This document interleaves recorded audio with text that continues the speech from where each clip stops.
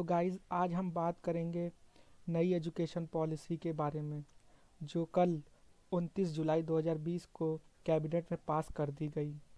शिक्षा नीति का सिंपल मतलब ये है कि स्कूल में क्या पढ़ना है, ग्रेजुएशन कितने साल का होगा, क्या पढ़ाया जाएगा, फीस क्या होगा और भी बहुत कुछ है। तो इस नई शिक्षा नीति को लाने की ज़रूरत क्यों पड़ी? अभी वाले सिस्टम में क्या खराबी है कि हमें नई शिक्षा नीति की ज़रूरत पड़ी? बदलते वक्त की ज़रूरतों को पूरा करने के लिए शिक्षा की गुणवत्ता को बढ़ाना, इनोवेशन और रिसर्च को बढ़ावा देना और देश को ज्ञान का सुपर पावर बनाने के लिए हमें यह नई शिक्षा नीति की ज़रूरत है। आइए वीडियो को हम शुरू करते हैं।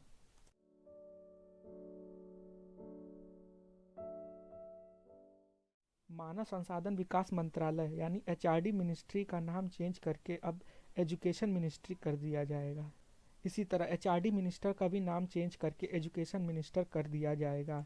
आज़ादी से लेकर 1985 तक शिक्षा मंत्री और शिक्षा मंत्रालय ही हुआ करता था। फिर राजीव गांधी ने इसका नाम बदल के मानव संसाधन विकास मंत्रालय कर दिया। अब बात करते हैं शिक्षा नीति 2020 के लागू होने के बाद क्या क्या बदलाव आएगा हमारी एजुकेशन सिस्टम में। तो आइए बात करते हैं कुछ प्रमुख बदलाव के बारे में। पहले बात करते हैं उच्च शिक्षा यानी कॉलेज यूनिवर्सिटी की पढ़ाई के बारे में। अब यह मल्टीपल एंट्री मल्टीपल एग्जिट होगी। इसका ये मतलब है कि अगर आप अपना सेमेस्टर 20 में छोड़ देंगे तो आपका यह साल बेकार नहीं जाएगा। एक उदाहरण से इसको हम समझते हैं। मान लीजिए आपने बीटेक में एडमिशन लिया और एक साल पढ़ने के बाद आपका मन कोई और सब्जेक्ट पढ़ने का मन किया या फिर कोई और स्ट्रीम चुनने का मन किया और आपने बीटेक छोड़ दिया, तो यह एक साल आपका ख़राब नहीं होगा, उसका आपको सर्टिफिकेट मिलेगा। यदि आपने 2 साल पढ़ाई की और फिर आपने छोड़ा तो आपको डिप्लोमा मिलेगा और यदि आप कोर्स को पूरा करते हैं तो आपको पूरी डिग्री मिलेगी। इस तरह की व्यवस्था बनाई जाएगी कि कहीं और एडमिशन लेना हो तो ये रिकॉर्ड कंसीडर्ड किया जाए। दूसरी बड़ी बात, अभी बीए बीएससी जैसे ग्रेजुएशन कोर्स 3 साल के होते थे। नई वाली पॉलिसी में इस तरह के विकल्प होंगे कि जैसे नौकरी के लिए पढ़ रहे हैं आप तो उसके लिए 3 साल का ग्रेजुएशन, और आगे जाकर रिसर्च फील्ड में काम करना चाहते हैं तो उसके लिए 4 साल का ग्रेजुएशन और फिर 1 साल का पोस्ट ग्रेजुएशन और उसके बाद 4 साल का पीएचडी। एमफिल की आपको कोई ज़रूरत नहीं रहेगी। तीसरी बड़ी बात, मल्टी डिसिप्लिनरी एजुकेशन होगी। कोई स्ट्रीम नहीं होगी, कोई भी मनचाहा सब्जेक्ट चुन सकते हैं। यानी आप फिजिक्स में ग्रेजुएशन कर रहे हैं और आपकी रुचि हिस्ट्री और पॉलिटिक्स में है तो आप इसे पढ़ सकते हैं। इससे छात्रों की रुचि और अपना मानसिक विकास में मदद मिलेगी। इसके अलावा ग्रेडेड ऑटोनॉमी होगी। जैसे एक यूनिवर्सिटी से एफिलेटेड कई कॉलेजेस होते हैं जिनका एग्ज़ाम यूनिवर्सिटी भी कराती है। अब कॉलेज खुद अपना एग्ज़ाम करा सकते हैं। हायर एजुकेशन के लिए सिंगल रेगुलेटर बनाया जाएगा। देश भर के हर यूनिवर्सिटी के मानक एक समान होंगे, यानी सेंट्रल यूनिवर्सिटी हो, स्टेट यूनिवर्सिटी हो या फिर डीम्ड यूनिवर्सिटी हो, सबका स्टैंडर्ड एक जैसा होगा।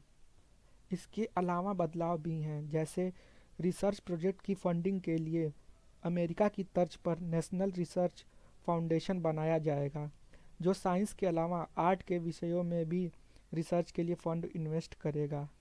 तकनीकी को बढ़ावा मिलेगा, वर्चुअल लैब खोले जाएंगे। ये तो हुई हायर एजुकेशन की बात। अब स्कूल एजुकेशन की बात करते हैं, यानी नर्सरी से 12वीं तक की शिक्षा के बारे में।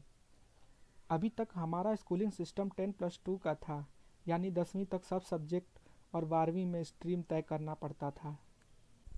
जो नई एजुकेशन पॉलिसी का सिस्टम है वो 5+3+3+4 का हो गया है। इसमें 9वीं से 12वीं तक एक समान माना जाएगा, जिसमें सब्जेक्ट को बहुत ही गहराई तक पढ़ाया जाएगा। इसमें मल्टी स्ट्रीम पढ़ाई होगी, यानी स्ट्रीम चुनने की ज़रूरत नहीं पड़ेगी। फिजिक्स वाला चाहे तो पॉलिटिक्स भी पढ़ पाएगा, या कोई एक्स्ट्रा कैरिकुलर एक्टिविटी जैसे स्पोर्ट्स या म्यूज़िक है उसे भी एक कोर्स की तरह शामिल कर लिया जाएगा। 3 से 6 साल के बच्चों के लिए अलग पाठ्यक्रम तय किया जाएगा जिसमें उन्हें खेल के तरीकों से सिखाया जाएगा। इसके लिए शिक्षकों की भी अलग से ट्रेनिंग की जाएगी। कक्षा 1 से 3 तक के बच्चों को लिखना पढ़ना आए, इसके लिए खास तरह का ध्यान दिया जाएगा। इसके लिए नेशनल मिशन शुरू किया जाएगा। कक्षा 6 से ही बच्चों को वोकेशनल कोर्स पढ़ाए जाएंगे ताकि बच्चों में स्किल डेवलपमेंट हो सके और इंटर्नशिप पे भी जोर दिया जाएगा। छठी क्लास से ही बच्चों में प्रोजेक्ट बेस्ड लर्निंग का मॉड्यूल डेवलप किया जाएगा। उन्हें कोडिंग भी सिखाया जाएगा। नए सिरे से पाठ्यक्रम तैयार किया जाएगा और पूरे देश में एक समान होगा। कम से कम 5वीं तक के बच्चों को मातृभाषा में पढ़ाया जाएगा। 10वीं और 12वीं बोर्ड की परीक्षा अब सेमेस्टर बेस्ड होगी, यानी अब फाइनल रिजल्ट साल की दोनों परीक्षा को मिलाकर बनेगा। पहले बस फाइनल एग्ज़ाम का रिजल्ट बनता था, पर अब ऐसा नहीं होगा। इससे क्वालिटी ऑफ एजुकेशन को मदद मिलेगी। इसके अलावा बच्चों के रिपोर्ट कार्ड में सिर्फ टीचरों का मूल्यांकन ही नहीं, बल्कि बच्चों के खुद का मूल्यांकन करने का ऑप्शन होगा।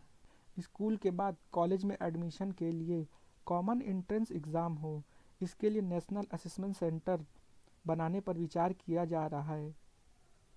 नई शिक्षा नीति में इस बात पर जोर दिया जा रहा है कि बच्चा स्कूल के बाद जब कॉलेज में जाए तो उसके पास कोई स्किल हो जो उसे आगे बढ़ने में मदद करेगी। सरकार ने शिक्षा पर बजट बढ़ाने का ऐलान किया है। अब जीडीपी का 6% शिक्षा पर खर्च किया जाएगा। पहले यह 4.2% था। तो गाइज, आई होप आपको ये वीडियो बहुत ही अच्छा लगा होगा। तो वीडियो को लाइक करें, शेयर करें और चैनल को सब्सक्राइब करना बिल्कुल भी ना भूलें।